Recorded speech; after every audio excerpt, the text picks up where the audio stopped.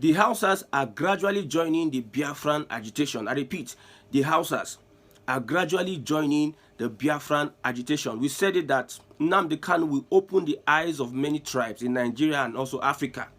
There's this young Hausa girl I posted some days ago.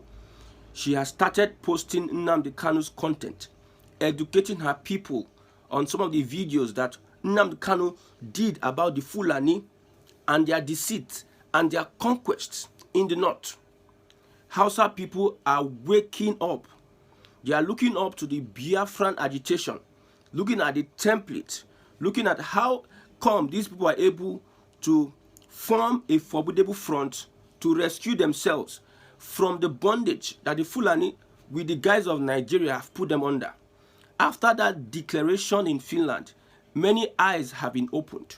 I don't care what is your take on what happened in Finland, but it is about the consciousness, I have said it, the consciousness that is awakening all over Africa. This Biafra agitation, the consciousness is massive.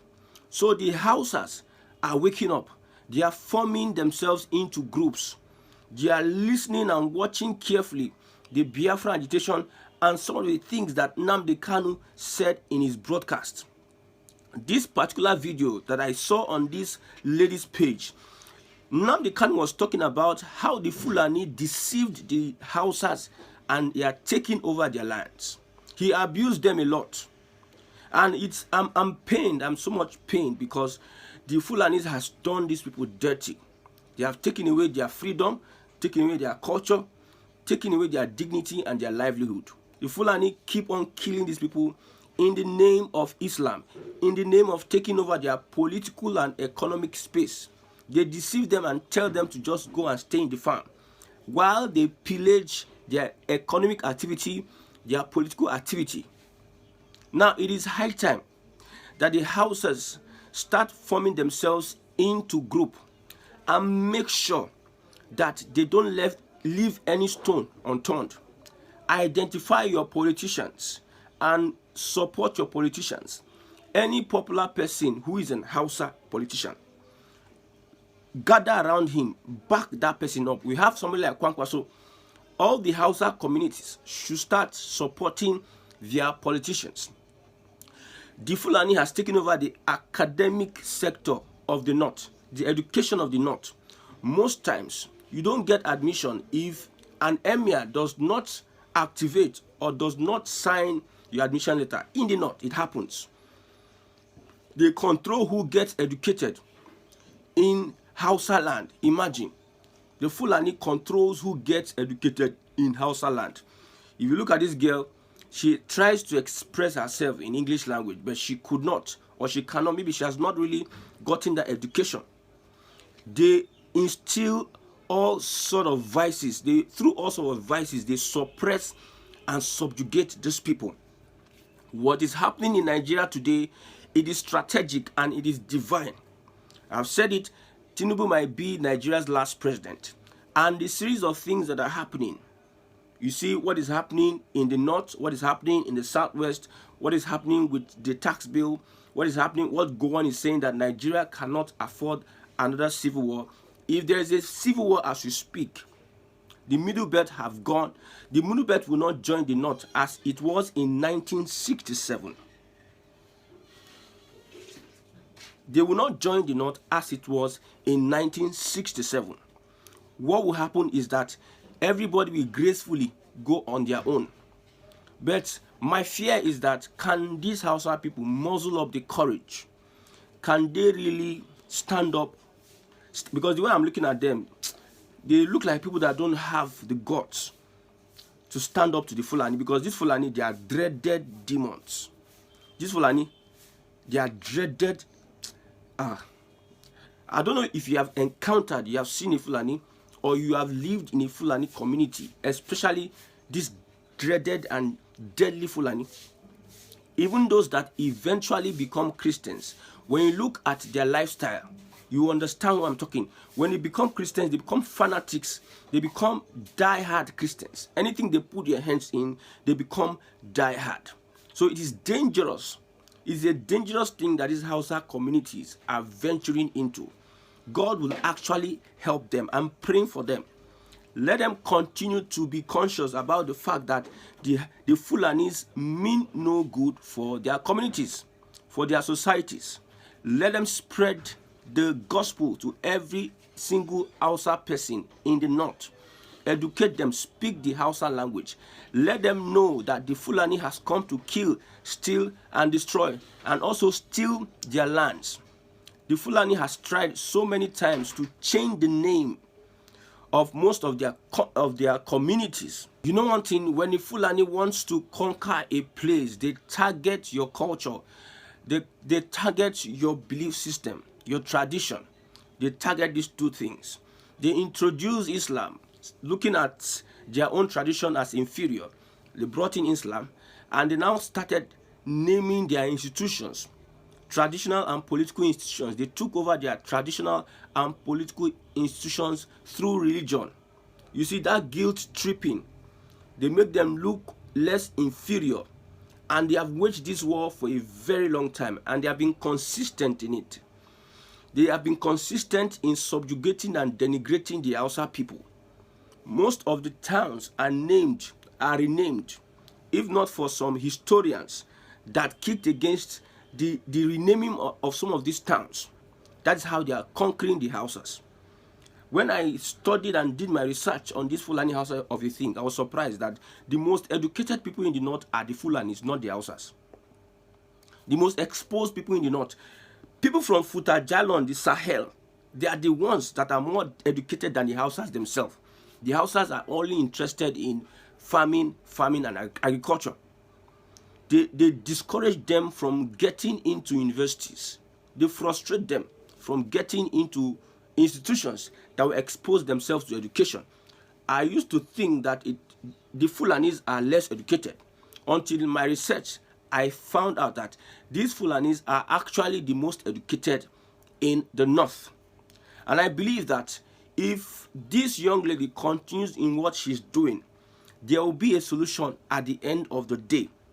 The Hausa people need to inform themselves and equip themselves politically, academically, and economically. They need to start equipping themselves, even if it takes 30, 40, 50 years. A journey takes one step. Let them take that step now. A woman, this young lady, for me, she's a hero, and she's taking a bold step. The last time I spoke, I said that I'm afraid of her life because she's taking a big risk, because these Fulanis are demons. Their blood test. These Fulanis, they can just locate this lady and do dirty on her, because that is what they do. She complained that they have been killing and killing and killing and killing. They rape, they go to farm, they kill, they rape their mothers, they rape their sisters, they rape their family members. This is happening under a democracy. This tells you how strong these Fulanis are, how they are able to permeate into the military, how they are able to enter into government institutions, how they are able to dominate the whole of the north. Imagine. I've said it before that what the Igbos want in Nigeria, like to test our ability, is to stay with Fulani in one country. Then we would tell them that all those their gimmicks is being supported by the Southwest. Or if they leave us to be in one country, we stay in one country, all those their manipulations will cut their wings within 3 years. They cannot beat one of the most intelligent tribe in the world, which is the Igbo tribe. They would want to do that to the Hausa. They might want to do that to the Yoruba people. But the Yoruba people have gotten their schemes. But I'm afraid that Kwara State will forever not be reclaimed by the Yoruba people, because it only takes bloodshed for you to reclaim Kwara State from the Fulani. I'm telling you, if you are ever going to, because one thing about the Fulani is that if you allow them for them to leave would take a bigger sacrifice. So the Hausas, it would take longer, bigger sacrifice for them to be able to defeat the Fulani. The Fulani know what they are doing by dominating the political space. The lady says most of the governors are Fulani. Most of the VCs of universities there are Fulani. Most of the people that head their institutions there, traditional institutions are Fulani. So how would the Hausas want to fight? How would they want to fight the Fulani in their country? It only takes the grace of God. And they can start from Kano. We know the Kwankwasia movement. They can start from Kano and start spreading. The Fulani has no stronghold in Kano State. I think it is the Hausas that have that stronghold. Yes, but these Fulanis, I don't know how to explain. We need to study these people. They are a special breed. We understand how because one of the reasons why the Fulani find it difficult to have their Islamic conquest in Nigeria is because of the Igbos, the Southeasterners. They have entered the Southwest through religion. And when you look at the people making noise, causing all sorts of problems in the Southwest, they are the Arab Yorubas or the Islamia, the Muslim Yorubas. They are the ones causing problems in the Southwest because of the kind of religion that the Fulani brought into the Southwest. When you look at people that are like fanatics, people that are like strong-headed, people that are hit for hit, they are those that are influenced by the Fulani. The Yorubas that are influenced by the Fulani. But the ones that are easygoing, they are the Christians in the Southwest. They know that, they have said it before, that the Southwest will be a walkover. I don't know if that is just bragging or they can really bring that into life or they can really achieve that. They say the Southwest is a walkover. What an audacity. At this point, we need to lend our support to the Hausa people in any which way that we can contribute to them having that consciousness. The move by this young lady to start listening to Nnamdi Kanu's videos, because Nnamdi Kanu's videos is inspiring. When I was still working in a media house, I think Nnamdi Kanu does his broadcast 2 times a day. So I don't miss it, especially the ones he does in the evening. He's in the UK, he does it in the evening, like the night evening. I listen to, and this guy is inspiring. If these Hausa people can translate what Nnamdi Kanu is saying in Hausa language and play it for many of their people, the social media is a game changer. Use the social media and pass the message. Let it be translated in Hausa language. Let it be translated to the uttermost parts of the Hausa communities. Let them get to see what Nnamdi Kanu is saying and how Nnamdi Kanu is exposing the deviousness, the wickedness, the manipulations of the Fulani. They have created Mietiala, and that Mietiala is their conquest organization. Through Mietiala, all these Fulani communities, all the Fulani organizations are hiding under Mietiala, perpetrating their evil. You see the consistent attacks they are having in the south, in the farmlands. They have taken over the forests in the south, whether it is southwest, south-south, or the southeast. Despite the fact that there's a creation of ESN to fend off these marauders, invaders, the Nigerian military is making it impossible for vigilantes to fight and chase off Fulani headers in these communities. You get what I said? The Nigerian military is making it hard for this vigilante to stop the killings. It is the responsibility of the Nigerian military to stop the killings. Hence, they have failed in their responsibility. People decided to create vigilante groups to defend their land. The same military that has failed is now facing the vigilante groups not to take actions on defending and providing security for the farmers in their communities. No be juju be that. The Fulani has infiltrated the Nigerian army. The Fulani has infiltrated the Nigerian political space. The Fulani has infiltrated almost every part of Nigeria. The way they have done to the Hausa people. That is why the Igbos, whether it's by hook or by crook, whether we get sense or we don't get sense, whether what Samanekpa is doing in Finland is good or not, because of the influence of the Fulani, not even the Yorubas, because of the influence of the Fulani, that's why you see they are shouting day and night, we want out. It is the Yorubas that are trying to stabilize the whole thing. They are neither here nor there. They are aligning today with the North. Today they are not aligning because of the selfish interest and selfish agenda of some of its key players. Koiki Media supporting Biafra is being attacked. Koiki Media is a Yoruba man and is pushing for Yoruba Nation. The Yoruba Nation supporters are having a hell of time from the Southwesterners, looking at the influence of the Fulani, looking at what the Fulani will put after Tinubu and a Northerner comes. The Fulani will start reinforcing themselves and make sure that they lay hold on Nigeria, the grip they have on Nigeria. No Southerner will come and scatter their plans like the way Tinubu is scattering their plans as we speak. They are regretting that they voted Bola Ahmed Tinubu because Tinubu has muzzled them out. It seems like the cabal is faceless and is incapacitated. The cabal, they're like toothless bulldog, and in that cabal you have like 3 or 4 Fulani in cabal. There's no one Igbo person, there's no one South person in the cabal that controls Nigeria. Whilst the enormous resources that we have in Nigeria today is coming from the South. The South supply the minerals that is sustaining Nigeria today. Most Fulanis in the North are they own oil wells. Most Fulanis are having oil wells. Biggest businessmen in Nigeria today are Fulanis.